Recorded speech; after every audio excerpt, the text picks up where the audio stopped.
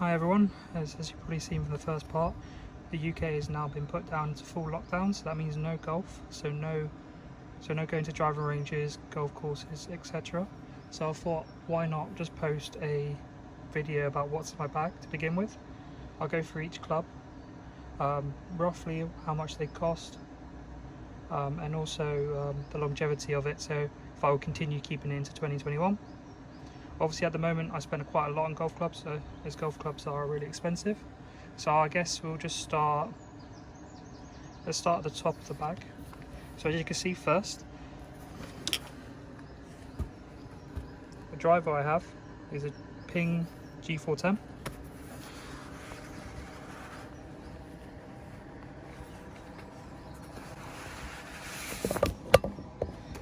So the driver I've got is a Ping G410 Plus. It is at a standard 10.5 degree with a Mitsubishi CK Series 60 stiff flex shaft. This driver was actually fitted for me with the weight in the neutral position, so no fade, no dual bias. As you can see on the driver itself, it's not very clean. That's because probably I've been hitting the ground way before the ball, but that is my driver. So the Ping drivers are really good, they're really forgiving. I got fitted for the club. Also in the top of my bag I've got a 3 hybrid from Ping. This wasn't fitted for me, however it is the G400 range. So I was using this club, one of my friends had it. I was hitting it and I was striping it and it was going pretty, it was really forgiving for a hybrid. I had a Cobra 3 wood before this and I sold it because it was just not really forgiving for me as a beginner golfer. But I got this Ping and it's actually doing really well for me at this moment. I just hit all my clubs with it, brilliant. So yeah, this Ping driver, it was not fitted, however it has got the standard, I got it in the same specs as my driver, meaning the shaft, the same type of shaft in there, a stiff flex shaft. So yeah, that is my hybrid. So now we'll work on to the rest of my irons. So the irons I've got are fitted as well. So the irons I have are the Titleist T300.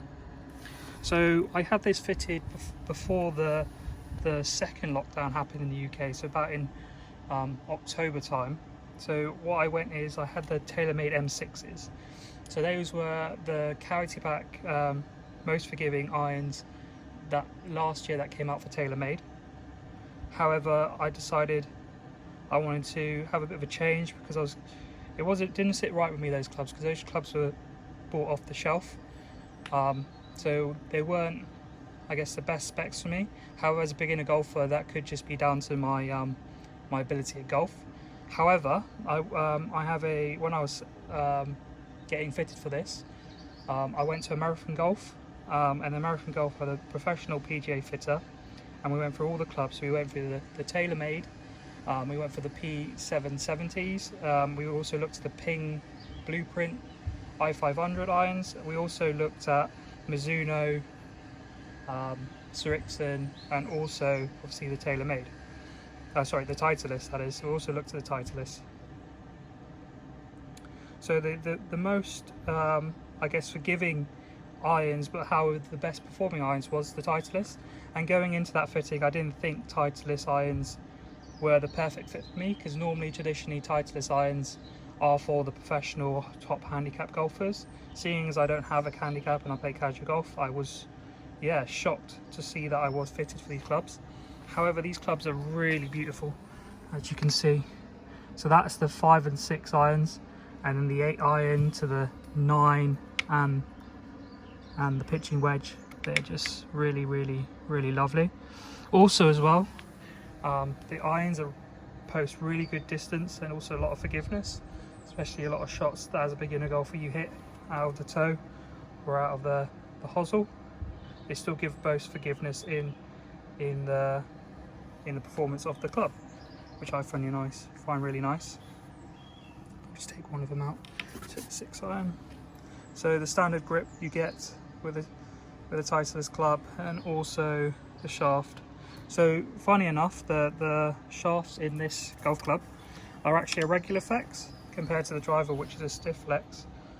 So that shows that my swing speed is actually slower than what it is, meaning that the regular flex club will give me a little bit more forgiveness as I'm swinging through at my slower swing speed. However, that is something I want to try and increase over the years with my practice I'm going to do for 2021. I want to bring my swing speed up, bring my distance up, and also try and a bit more consistent in the dispersion of the ball flight. However, when I was fitted for these clubs, this was the best one out of the bunch for dispersion of the golf ball. They're all sitting in the same areas where the misses were, and they weren't too far off when they're going for the straight shot, which is great. So onto the bottom of my club, my wedges. So onto the bottom of my club where the wedges are, I've got 3 wedges, which are the 60, 56 and 52. I find these gapping really like brilliant between my pitching wedge and to my 60-degree lob wedge. However, these clubs were bought off Amazon. As you probably could tell, I probably spent all my budget on the irons and the driver that I didn't have time for wedges, which I don't recommend, because wedges are probably the scoring part of the game, where it earns you the best amount of reliability and forgiveness if you're looking to score lower on the golf course. However, these clubs are Ben Sayers, so they're mill grind face. However, they, as I mentioned, they're in the lofts of 60, 56 and 52. However, throughout the year I might look to change those, maybe get fitted for wedges and see what the best one is, best forgiving one, or if my game's been proving the most adapt one for my new game. But that is probably something I'll look to change in the future. However, they're doing great right now. And then at the top, at least, is my putter. So the last but not least is my putter, which is a Cleveland Huntington Beach collection putter. This putter was bought not fitted. I don't know if you can get putter fitting, to be fair, probably can this day and age. However, this putter was tested out against all the different putters in the Cleveland range, as this was into my local pro shop. And I tested the one which is the mallet back, and also the spider backs and all the different shapes, and this mallet putter was actually my preferred one. It's so sleek behind the ball and everything, perfect. So when I hit the putts and stuff like that, I prefer it, as it's a bit of a sleeker look and what I'm used to. The other putters I'll probably try in the future, but however, this one is probably pretty good for me right now, and I prefer hitting it. I did change the grip, so I changed it to a normal Golf Pride putter grip. The other one there before was too chunky. I wasn't getting the release of the ball quite nicely with that putter, so I changed to a smaller grip, and it was a bit more ideal for me. So that is it in regards to all my golf clubs in my bag. I will be looking to see if I can get in a few more clubs in the future, potentially looking, as I mentioned before, at the wedges. Also probably look to see if I can add a 3-wood into the bag to complement the driver and the 3 hybrid. I'll go through in another video the distances. It's a bit hard to track at the moment due to me not having the technology, and also all the driving ranges and the pro shops and the golf courses being shut. But I'll try and get those from the figures that I've hit previously on my rounds. Also in my bag, it's just a standard golf bag. Have also in my bag, I do have a lot of golf balls. So no particular golf balls at the moment. These were actually golf balls found in the charity shop. Bought all of them, which is probably about 100 or so. Quite cheap. As a beginner golfer, probably losing more than I should. In this side, however, I do have the nicer ones. So I've got the TaylorMade Rocket Ball Speed. So this is kind of like the cheaper TaylorMade golf balls. However, still gives you the performance for a beginner golfer. I do have some other ones, like a I do have some for my birthday. I did get some Titleist True Feel golf balls, I think that's what they're called. They're really good, really soft around the greens, which is perfect. However, being a beginner golfer, I think I'm looking for more distance at the moment due to the inaccuracy of where I'm hitting the ball or striking the ball. Also, must in my bag is my water bottle. So this is actually a bottle, actual water bottle, which keeps my drinks cool throughout the summer and also keeps any warm drinks I have, keep them going. They're actually an ambassador of myself, posting these videos. So we're working quite a lot with them in the future. However, it's a great bottle to have and it's quite cheap and reasonably priced. But that's it. That's everything in my bag in regards to my 2021 golf bag tour in January.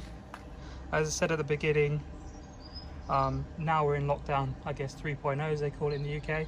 So there'll be a lot more home videos. So what I'll be looking to do is in the next couple of videos is look around on the internet of different things you can buy to practice golf at home, seeing as we're in a new lockdown. And I'll keep you posted. Thanks guys.